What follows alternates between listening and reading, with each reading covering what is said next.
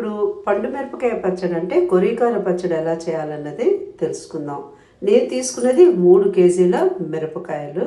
సన్నగా గట్టిగా ఉండే పండుగా ఉండే మిరపకాయని నేను సెలెక్ట్ చేసుకున్నాను.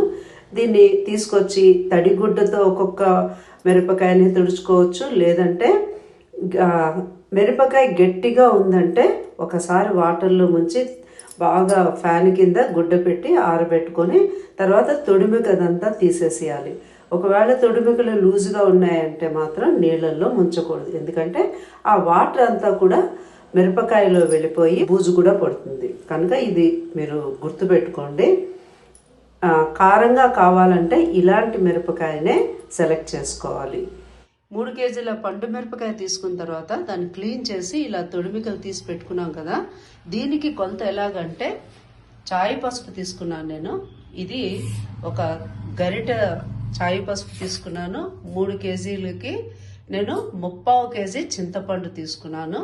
అంటే 1/4 కేజీ, 1 కేజీ పండు మిరపకాయకి 1/4 కేజీ చింతపండు, తగినంత పసుపు, 1/4 కేజీ ఉప్పు అన్నమాట. నేను సైంధవ లవణమే వాడుతూ ఉంటాను. గడ్డలు ఉప్పైనా మీరు వాడచ్చు. లెక్క మీకు అర్థమైంది అనుకుంటా. కేజీ పండు మిరపకాయకి 1/4 కేజీ చింతపండు, 1/4 కేజీ ఉప్పు, ఒక చిన్న సైజు గరిటంతా పసుపు తీసుకొని ఇవి పండు మిరపకాయని మిక్సీలో వేస్తూ కచ్చాబచ్చాగా మిక్సీ చేయాలి. ఈ మిరపకాయ తిప్పుతున్నప్పుడే చింతపండు, ఉప్పు కొంచెం కొంచెంగా వేస్తూ పసుపు వేస్తూ, మరి పేస్టులా కాకుండా కొంచెం ముక్కలు ముక్కలుగా ఉండేటట్టుగా చేసి పెట్టుకోవాలి. ఇది కొరికారం తయారు చేసే విధానం. పండు మిరపకాయ 3 కేజీలకి నేను ఇప్పుడు చెప్తున్న లెక్క చూపిస్తున్నాను.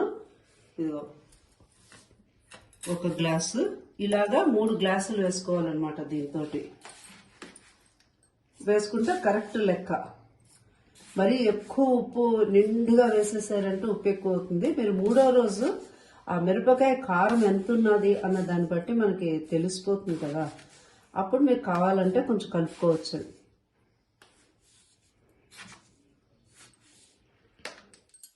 రెండు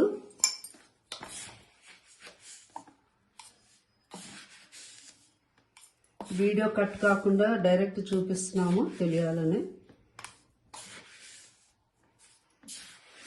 నేను సైంధవ లవణమే వాడుతున్నాను చాలా సంవత్సరాలు బట్టి. బీపీ కంట్రోల్ అన్నిటికీ కూడా మంచిదని చెప్పి అంటే ఇదే వాడుతున్నాను. ఈ విధంగా నేను వేస్తున్నాను. దీన్ని ఆ మిరపకాయ, చింతపండు కొంచెం వేస్తూ, ఉప్పు వేస్తూ, పసుపు కొంచెం వేస్తూ మిక్సీ తిప్పుతూ ఉండాలి. ఇప్పుడు కొంచెంగా పండు మిరపకాయ తీసుకున్నాం కదా, దాంట్లో కొంచెం పసుపు వేస్తున్నాను. కొంచెం కొంచెంగా చింతపండు కొంచెం వేసి, తగినంత ఉప్పు ఇలా వేసి మిక్సీ తిప్పుతూ ఉండాలన్నమాట. మరి పేస్ట్లా మాత్రం తిప్పకూడదు.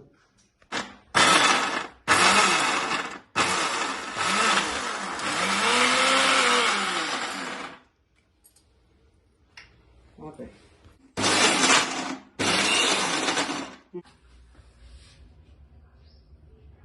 ఈ విధంగా మనం మిక్సీ చేసుకోవాలి. కచ్చాపచ్చాగా ఇలాగా చేసి పెట్టుకోవాలన్నమాట. ఇలా చేసి పెట్టుకొని తర్వాత కావాల్సినంత మన జాడీలో పెట్టుకున్న తర్వాత తిరగమాత వేసుకుంటూ ఉండాలి కొంచెం కొంచెంగా. ఆ టేస్ట్ చాలా బాగుంటుంది. ఈ విధంగా కచ్చాపచ్చాగా మిక్సీ చేసి ఉంచుకోవాలన్నమాట. స్టవ్ వెలిగించి మూకుడు పెట్టుకొని తగినంత ఆయిల్ వేసుకోవాలన్నమాట.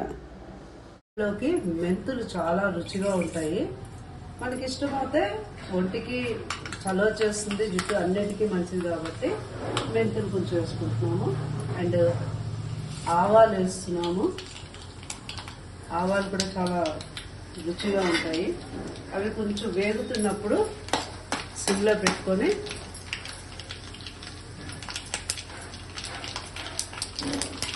స్టవ్ ఆపేసేయాలి. ఇంకా వేగిపోతుంది కదా. ఎండుమిరపకాయలు ఇలా వేసి కొంచెం మాడిపోకుండా ఇలా వేయించుకోవాలన్నమాట.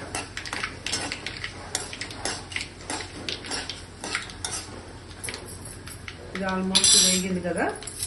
ఇప్పుడు ఇంగువ కొంచెం ఎక్కువ పడితేనే బాగుంటుంది. ఆ స్మెల్ కూడా చాలా బాగా వస్తుంది. ఈ తిరుమతి ఇలా చేసాం కదా, స్టవ్ ఆపేసుకోవాలి. తర్వాత ఇప్పుడు చాలా చల్లగా అయిన తర్వాతే ఈ పచ్చడి మనం తగినంత వేసుకోవాలి. కొద్దిగా వేసామంటే పచ్చడి అంతా కూడా కలర్ మారిపోయి వేగినట్టుగా అయ్యి నల్లగా అయిపోతుంది. కనుక ఈ తిరుమత కొంచెం చల్లబడిన తర్వాత మళ్ళీ చూపిస్తాం.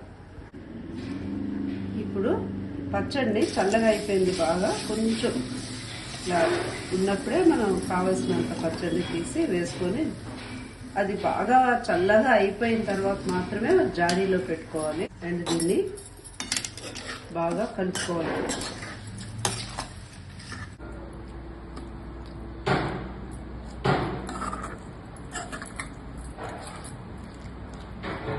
ఇలాగా పూరీకారం ఈ విధంగా తయారు చేసుకుంటాం. మనం గాజు జాడీలో కానీ సీసాలో కానీ పెట్టుకున్నామంటే చాలా రోజులు పాడవకుండా ఉంటుంది.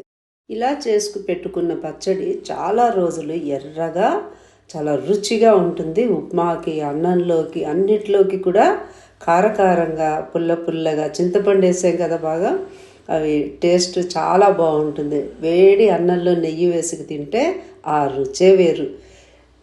తప్పకుండా మీరు కూడా తయారు చేసి ఎలా వచ్చింది అన్నది మీ కామెంట్ రూపంలో చెప్పండి. Thank you. నమస్తే.